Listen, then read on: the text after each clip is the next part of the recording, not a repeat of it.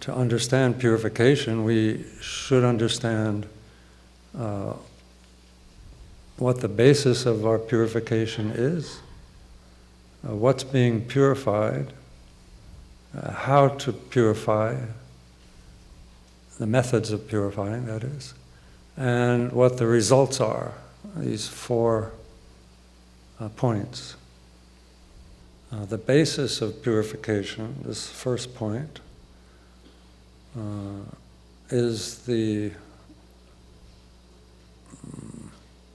just like if, for instance, if you have a pot that's been left with cooked food in it, and it's all inside, it's all what do we say, layered, caked up.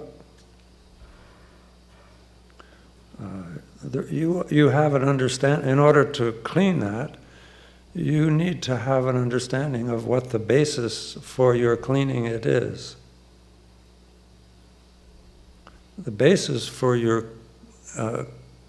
cleaning the pot is the fact that the pot itself is already clean from its own perspective.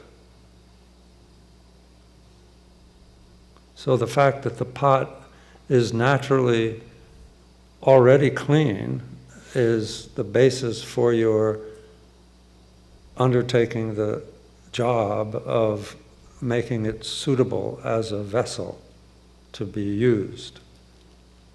An immature or lazy person would look at the pot and just tell themselves that it can't be cleaned. They have no faith in the original purity of the pot, nor possibly an interest in putting the effort in it, in cleaning it, and may continue to simply keep using it to cook their food. And over time may wonder why they always have indigestion.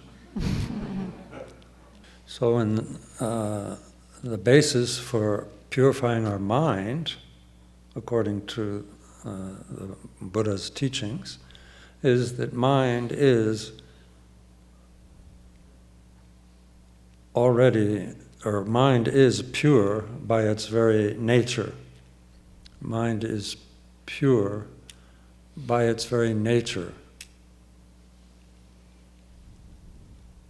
And therefore, whatever seems to occur to that mind that obscures it or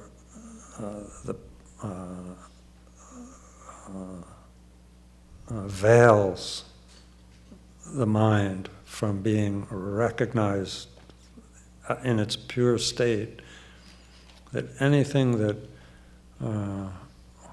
all those factors that obscure our mind never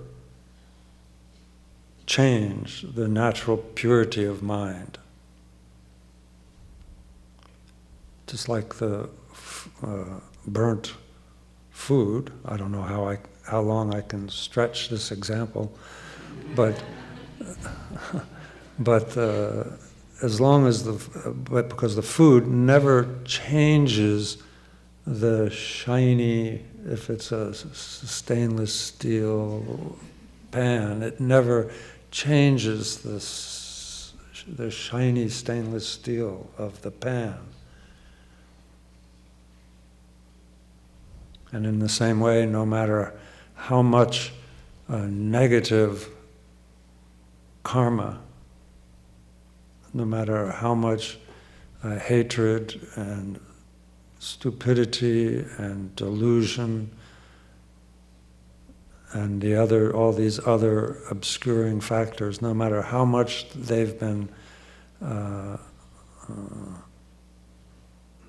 they are in our mind, no matter how much they're in our mind and cause us suffering, they've never actually become part of the nature of mind. That's why the Buddha, having realized completely and perfectly that state of the purity of mind, that's why he said that no matter how heinous, no matter how evil an act is that an individual performs, that it still has one virtue, and that virtue is that it can be purified. And to be saying that indicates this natural purity of the basis of purification. As the first step in the Buddhist path, taking refuge in the Buddha